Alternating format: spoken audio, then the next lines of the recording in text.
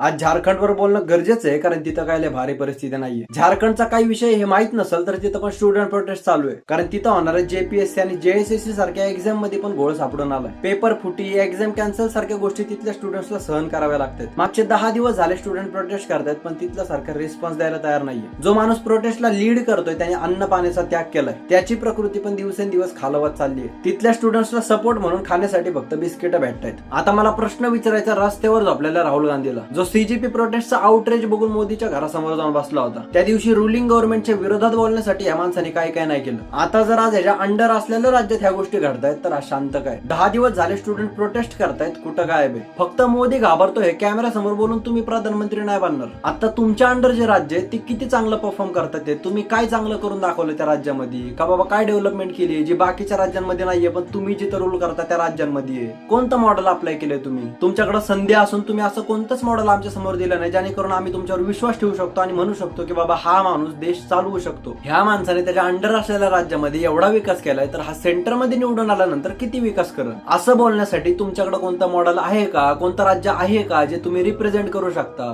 की आम्ही देशाला असं करू, आम्ही देशाला एवढं डेव्हलप करू? फक्त मोदी घाबरला म्हणून मोदी गादीवर उतरत नसतो. आई शपथ मला ऑपोजिशन पार्टीला लय काय काय बोलायचं, पण बोलता येत नाहीये. खरं सांगू का, मला यांच्यावर एवढी दया येते ना की कधी कधी प्रश्न पडतो की यांनी 70 वर्ष कसं काय राज्य केलं आपल्यावर. नाही म्हणजे ऑपोजिशन पार्टी एवढी बिचारी आहे ना आपली की त्यांच्याकडे बुद्धीच नाहीये. बघा बाबांनो, आता तरी जाऊन बघा त्या झारखंडकडे, नाहीतर जिथं हाय तिथनं पण तुम्हाला बाहेर फेकून देतील. बाकी ह्यांना विरोध करण्यासाठी तिथं झारखंड मधली ऑपोजिशन पार्टी आहे जी भारताच्या सेंटर मध्ये आहे, ज्यांच्या अंडर ऑलरेडी सेंटर मधले पेपर लीक होतात आणि ते तिथं पेपर लीकच्या विरोधात बोलायला चालले. बरं असो, अजून एक गोष्ट सांगायची झाली तर अभिजित दिपके प्रोटेस्टंटच्या साईडने उभा राहिलाय आणि त्यांनी स्टुडंट्सला सांगितलंय की गरज पडली तर कॉक्रोच जनता पार्टी म्हणून प्रोटेस्ट करणार. बरं बघू आता प्रोटेस्टचं पुढे काय होतंय, पण मला राहुल गांधीला खास करून सांगायचंय की माझे सजेशन्स ऐका, नाही तर वांदे होते तुमचे एक दिवस. आता मी कोणत्या वांद्यांबद्दल बोलतोय एवढं तर तुम्हाला कळतच असेल. बरं असो, मी यावेळी पण स्टुडंट्सच्या सपोर्ट मध्येच आहे आणि माझ्याकडनं होईल तेवढी मदत मी स्टुडंट्सला नक्की करणार आणि माझ्या पब्लिकला पण सांगणं आहे की या गोष्टीला होईल तेवढं मोठं करा, कारण हा लढा आपल्या हक्कांसाठी आहे.